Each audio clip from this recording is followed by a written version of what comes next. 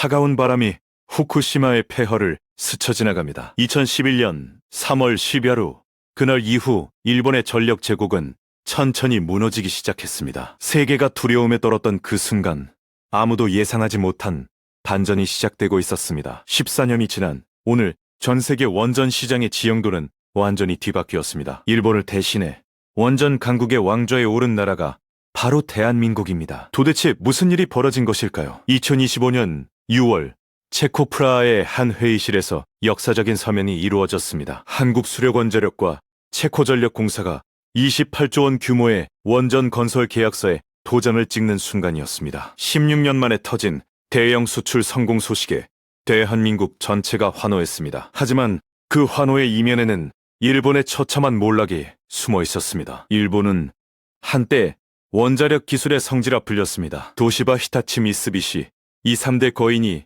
세계 원전 시장을 호령하던 시절이 있었습니다. 그들은 자부심에 가득 차 있었습니다. 미국의 웨스팅하우스까지 인수하며 글로벌 원전 패권을 움켜쥐려 했습니다. 2006년 도시바가 웨스팅하우스를 54억 달러에 인수했을 때 일본 언론들은 축제 분위기였습니다. 원전 기술 강국, 일본의 위상이 한층 높아졌다고 보도했습니다. 그러나 그 자부심은 5년 뒤 한순간에 재가 되어버렸습니다. 2011년 3월 11하루 규모 9.0의 대지진이 일본 동북부를 강타했습니다. 쓰나미가 밀려왔고 후쿠시마 제1원자력발전소에 전원이 끊겼습니다. 비상용 발전기마저 침수되었습니다. 냉각수 공급이 중단되자 원자로 심장부가 녹아내리기 시작했습니다. 수소 폭발이 연이어 터졌습니다. 방사성 물질이 하늘로 바다로 퍼져나갔습니다. 세계는 경악했습니다. 원전 기술 선진국이라 자부하던 일본에서 이런 참사가 일어날 줄 아무도 예상하지 못했습니다. 이 사고는 단순한 재해가 아니었습니다. 일본 원전 산업 전체의 신뢰가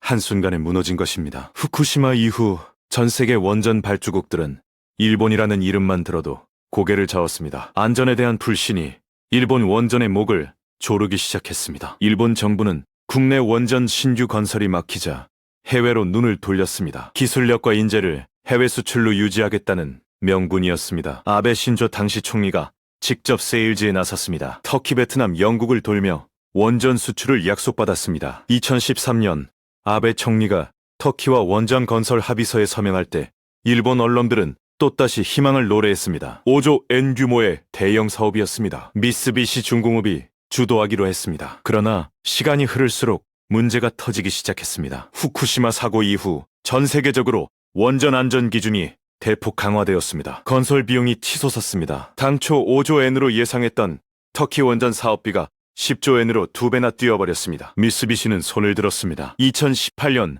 말 터키 사업 철수 방침이 굳어졌습니다. 영국 사업도 마찬가지였습니다. 히타치가 웨일스 지역에 원전을 짓기로 했습니다. 3조 엔 규모의 대형 프로젝트였습니다. 그러나 투자자가 모이지 않았습니다. 후쿠시마의 그림자가 너무 짙었습니다. 어떤 기업도 일본 원전에 돈을 대려 하지 않았습니다. 2019년 1월 히타치는 영국 원전 사업 중단을 공식 발표했습니다. 약 3조 엔의 손실이 발생했습니다. 도시바의 몰락은 더욱 처참했습니다. 웨스팅하우스를 인수한 대가는 너무나 혹독했습니다. 미국 내 원전 건설 사업이 연이어 지연되고 비용이 폭증했습니다. 2017년 웨스팅하우스가 파산 신청을 했습니다. 도시바는 1조 엔이 넘는 손실을 입었습니다. 결국 웨스팅하우스를 매각해야 했습니다. 원전 사업에서 완전 철수를 선언했습니다. 2023년 12월 도시바는 74년 만에 도쿄증권거래소에서 상장 폐지되었습니다. 원전 사업의 저주가 일본 산업의 상징을 삼켜버린 것입니다. 베트남 사업도 백지화되었습니다. 대만 원전도 취소되었습니다. 일본의 모든 해외 원전 사업이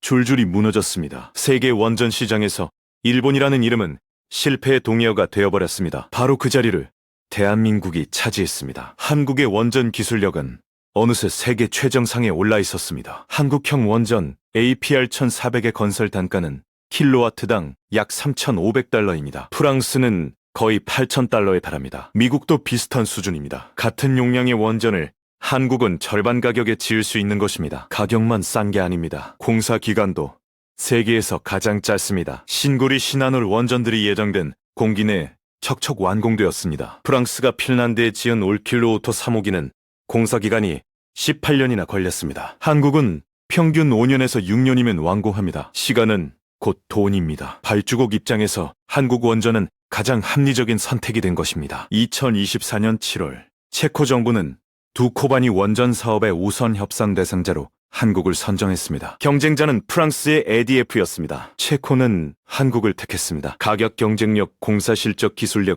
모든 면에서 한국이 앞섰습니다. 2025년 6월 본계약이 체결되었습니다. 187억 달러, 하나로 28조 원에 달하는 초대형 계약이었습니다. 이것은 2009년 아랍에미리트 바라카 원전 이후 16년 만의 해외 수출이었습니다. 그러나 이것은 시작에 불과합니다. 비엔룸버그 비즈니스 위크는 전 세계에서 진행 중인 400여 건의 원전 프로젝트 중 한국이 43%를 수주할 수 있다고 분석했습니다. 폴란드가 문을 두드리고 있습니다. 사우디아라비아가 협상을 요청하고 있습니다. 필리핀이 손짓하고 있습니다. 루마니아, 네덜란드, 카자흐스탄까지 한국 원전을 원하는 나라들이 줄을 서고 있습니다. 2025년 상반기 한국 원전 관련 해외 수주액이 300억 달러를 돌파했습니다. 11년 만에 최대치입니다. 현대건설은 미국 텍사스에서 대형 원전 사기 건설을 기본 설계 용역을 따냈습니다. 한국 최초의 미국 원전 시장 진출입니다. 삼성물산은 루마니아에서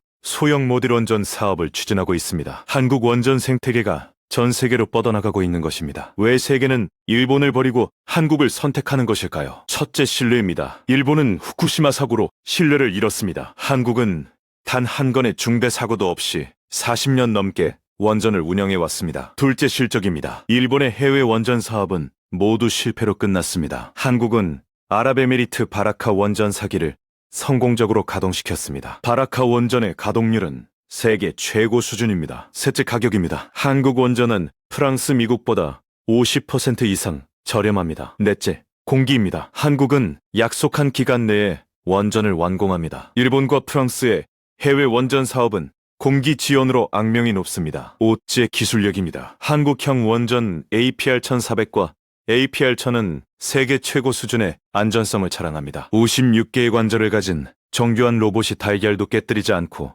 집어 올리듯 한국 원전 기술은 그만큼 섬세하고 정밀합니다. 중국과 러시아도 원전을 수출합니다. 가격은 한국보다 쌀 수도 있습니다. 그러나 서방 국가들은 이들을 선택하지 않습니다. 안보 우려 때문입니다. 에너지는 국가 안보의 핵심입니다. 적성국에 에너지 인프라를 맡길 수는 없습니다. 한국은 미국의 동맹국입니다. 서방 국가들에게 한국 원전은 안전한 선택입니다. 2025년 1월 한국과 미국은 민간 원자력 협력 양해각서를 체결했습니다. 수출 통제를 일원화하고 지식재산권 문제를 해결하는 내용이었습니다. 이로써 한국 원전의 미국 시장 진출이 본격화되었습니다. 같은 해 11월 한국과 아랍에미리트는 제3국 공동 진출 협약을 맺었습니다. 바라카 원전의 성공을 바탕으로 함께 다른 나라에 원전을 수출하겠다는 것입니다. 한국 원전이 중동 시장의 교두보를 확보한 것입니다. 한국의 원전 수출 목표는 2030년까지 80기입니다. 4천억 달러 규모입니다. 이것이 현실이 된다면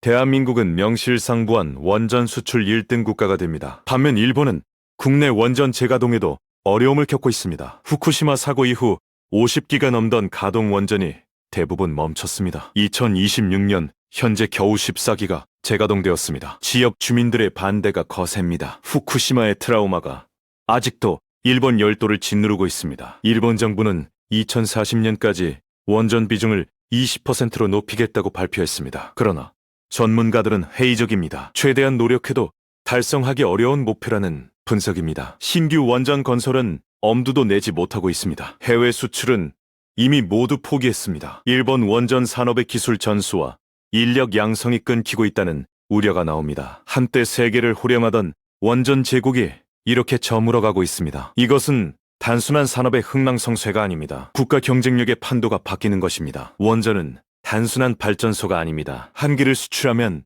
건설부터 해결료 공급 유지 보수까지 수십 년간 관계가 이어집니다. 수출국과 도입국은 사실상 동맹에 가까운 관계가 됩니다. 한국이 전 세계에 원전을 수출한다는 것은 대한민국의 영향력이 그만큼 확대된다는 의미입니다. 인공지능 데이터 센터가 폭발적으로 늘어나면서 전력 수요가 급증하고 있습니다. 기후변화 대응을 위해 탄소 배출이 없는 청정 에너지가 필요합니다. 원전은 이 두 가지 과제를 동시에 해결할 수 있는 유일한 대안입니다. 전 세계적으로 원전 르네상스가 시작되고 있습니다. 국제원자력기구는 2050년까지 전 세계 원전 용량이 현재의 2.6배로 늘어날 것으로 전망합니다. 이 거대한 시장에서 한국이 주도권을 잡고 있습니다. 일본이 한 발 한 발 물러설 때마다 한국이 그 자리를 차지했습니다. 후쿠시마라는 재앙이 역설적으로 한국에게 기회의 문을 열어준 것입니다. 물론 한국 원전에도 과제는 있습니다. 아랍에미리트 바라카 원전은 공기 지연으로 추가 비용이 발생했습니다. 누적 수익률이